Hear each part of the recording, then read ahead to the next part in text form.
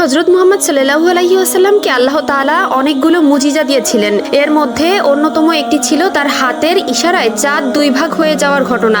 শুরুতে বহু গবেষক বিষয়টি নিয়ে সরাসরি কথা না বললেও সাম্প্রতিক বেশ কিছু গবেষণায় আভাস পাওয়া যাচ্ছে যে আসলে এক সময় চাঁদ দুই ভাগে বিভক্ত হয়েছিল। এবার কি তাহলে গবেষকরা মেনে নিবে ইসলামের সত্যতা? আল্লাহর হুকুমে মহানবী সাল্লাল্লাহু আলাইহি ওয়াসাল্লামের আঙ্গুলের ইশারায় চাঁদ দুই ভাগে বিভক্ত হয়ে যায়, পরে আবার তা জোড়াও লেগে যায়। আল্লাহ তাআলা কোরআনে বলেন, কিয়ামত ঘনিয়ে এসেছে এবং চাঁদ দ্বিখণ্ডিত হয়েছে। তবুও যখনই তারা কোনো নিদর্শন দেখে তারা বলে এটা সেই পুরনো জাদু। এই আয়াতে আল্লাহ তাআলা স্পষ্টভাবে উল্লেখ করেছেন যে চাঁদ দুই ভাগে বিভক্ত হয়েছে। তাফসিরে মারিফুল কোরআনের বর্ণনা অনুযায়ী চাঁদ দ্বিখণ্ডিত বা দুই ভাগ হওয়ার ঘটনা ঘটেছিল মক্কা মিনার প্রান্তরে নবীজি সাল্লাল্লাহু আলাইহি ওয়াসাল্লামের নবুয়ত পাওয়ার ৯ম বছরে। মহানবী সাল্লাল্লাহু আলাইহি ওয়াসাল্লাম ইহুদি এবং মক্কার মুশরিকদের ইসলামের পথে আহ্বান করছিলেন। মুশরিকরা নবীজির আহ্বানে কোনোভাবে সাড়া দেয়নি, উল্টো ইসলামের আহ্বানকে বাধাগ্রস্ত করার জন্য সব ধরনের পন্থা অবলম্বন করেছিল। এ সময় ইহুদি পণ্ডিতেরা কুরাইশ নেতাদের একটা বিস্ময়কর কৌশল শিখিয়ে দিল।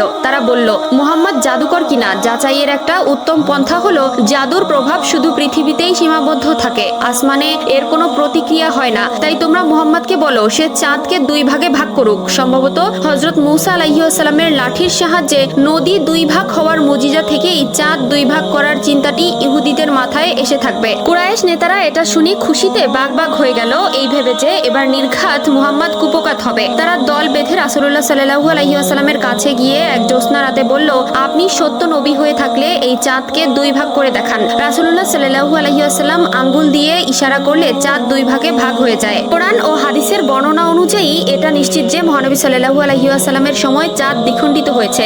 নাসার গবেষকদের একবার চাঁদ দুই ভাগে বিভক্ত হয়ে যাওয়ার কথা জিজ্ঞেস করলে তারা সরাসরি কোনো উত্তর না দিয়ে বিষয়টি এড়িয়ে যান। কিন্তু সেই নাসারই একটি গবেষণাপত্রে উঠে আসে কিছু চাঞ্চল্যকর তথ্য এবং ছবি। ২০১৯ সালে প্রকাশিত নাসার এক গবেষণায় বলা হয়, চন্দ্রপৃষ্ঠে অনেক ফাটল ও দাগ রয়েছে যার অধিকাংশই উল্কাপিণ্ডের আঘাতের কারণে সৃষ্টি হয়েছে। তবে বেশ কিছু ফাটলের দাগ দেখে মনে হচ্ছে তা কোনো আঘাত থেকে আসা সম্ভব নয়। তাই গবেষকরা ধারণা করছেন পৃথিবীতে যেমন টেকটনিক প্লেটের কারণে ভূমিকম্প হয়, তেমনি চাঁদেও টেকটনিক প্লেটের কারণে এসব লম্বা ফাটলের সৃষ্টি হয়েছে। আর এই প্রক্রিয়া কয়েক মিলিয়ন বছর ধরে চলমান। কিন্তু মিশরীয় এক গবেষক আবু ঈসা ২০২০ সালে ইন্টারন্যাশনাল জার্নাল অফ অ্যাস্ট্রোলজিতে একটি গবেষণাপত্র প্রকাশ করেন, যেখানে তিনি উল্লেখ করেন এই ফাটলের দাগগুলো সর্বোচ্চ ১৩৮৮ বছর আগের হতে পারে, অর্থাৎ মহানবী সাল্লাল্লাহু আলাইহি ওয়াসাল্লামের জীবনকালের সাথে সময়টা মিলে যায়। গবেষণাপত্রে আরো বলা হয়, চাঁদে একটি বিশাল ফাটলের দাগ অবশ্যই আছে, আর এই ফাটলটি একেবারে চাঁদের কেন্দ্র পর্যন্ত বিস্তৃত।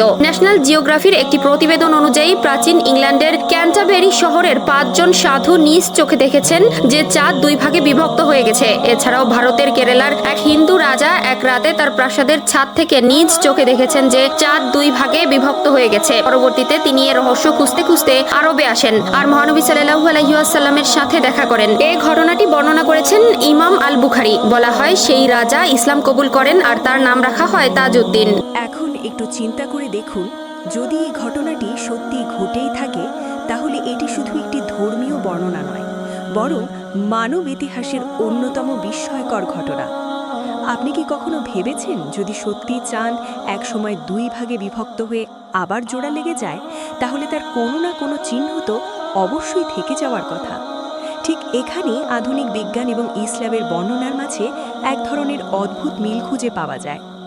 বিজ্ঞানীরা চাঁদের গায়ে যে লম্বা লম্বা ফাটলের কথা বলছেন সেগুলোকে বলা হয় রিলস বা লুনার রিফটস।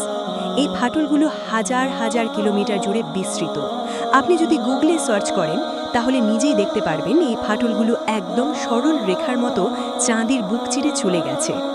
এখন প্রশ্ন হলো, এই ফাটলগুলো কি শুধুই প্রাকৃতিক কারণে হয়েছে, নাকি এর পেছনে অন্য কোনো রহস্য লুকিয়ে আছে? আপনি হয়তো ভাবছেন বিজ্ঞান তো সব কিছুর ব্যাখ্যা দেয়, কিন্তু সত্যি বলতে কি সব প্রশ্নের উত্তর বিজ্ঞান এখনও দিতে পারেনি। যেমন ধরুন, বিজ্ঞানীরা বলছেন টেকটনিক প্লেটের কারণে এসব ফাটল হয়েছে, কিন্তু চাঁদে পৃথিবীর মতো সক্রিয় টেকটনিক প্লেট নেই, এটা তারা নিজেরাই স্বীকার করেন। তাহলে বিশাল ফাটলগুলো কিভাবে তৈরি হলো? এখন আপনি যদি ইসলামের বর্ণনার দিকে তাকান, সেখানে বলা হচ্ছে এক সময় চাঁদ দ্বিখণ্ডিত হয়েছিল এবং পরে আবার জোড়া লেগে যায়। দুটো তথ্যকে যদি পাশাপাশি রাখেন তাহলে আপনি নিজেই একটা বিষয় উপলব্ধি করতে পারবেন, এখানে অন্তত চিন্তা করার মতো একটা জায়গা আছে।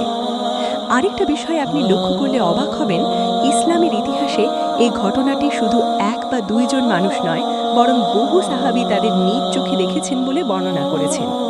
হাদিসে এসেছে, চাঁদ 2 ভাগ হয়ে এমনভাবে আলাদা হয়ে গিয়েছিল যে এক অংশ পাহাড়ের এক পাশে, আরেক অংশ অন্য পাশে দেখা যাচ্ছিল। এখন আপনি নিজেই ভাবুন, একটা বিভ্রম বা জাদু কি এত বড় পরিসরে এত মানুষের সামনে একইভাবে দেখা সম্ভব? জাদু সাধারণত সীমিত পরিসরে কাজ করে এবং সবাই একই জিনিস দেখে না, কিন্তু এই ঘটনাটি বহু মানুষের সামনে একইভাবে প্রকাশ পেয়েছিল, যা এটাকে আরও রহস্যময় করে তোলে। আরও একটি বিষয় আপনাকে ভাবাবে, যদি এটা শুধুই একটি স্থানীয় ঘটনা হতো তাহলে পৃথিবীর অন্য প্রান্তে এর কোনো উল্লেখ পাওয়া যেত না। কিন্তু ইতিহাস ঘাটলে দেখা যায় বিভিন্ন অঞ্চলে এই ঘটনার ইঙ্গিত পাওয়া যায়। যদিও এগুলো নিয়ে বিতর্ক আছে, তবুও পুরোপুরি অস্বীকার করাও সহজ নয়। এখন প্রশ্নটা আসলে আপনার কাছে, আপনি কি এটাকে শুধু একটি কাকতালীয় ঘটনা হিসেবে দেখবেন, নাকি ভাববেন এখানে এমন কিছু আছে যা এখনো পুরোপুরি আবিষ্কৃত হয়নি? ইসলাম আমাদের কখনো অন্ধভাবে বিশ্বাস করতে বলে না, বরং চিন্তা করতে বলে, পর্যবেক্ষণ করতে বলে। কোরআনে বারবার বলা হয়েছে, তোমরা কি চিন্তা করো না?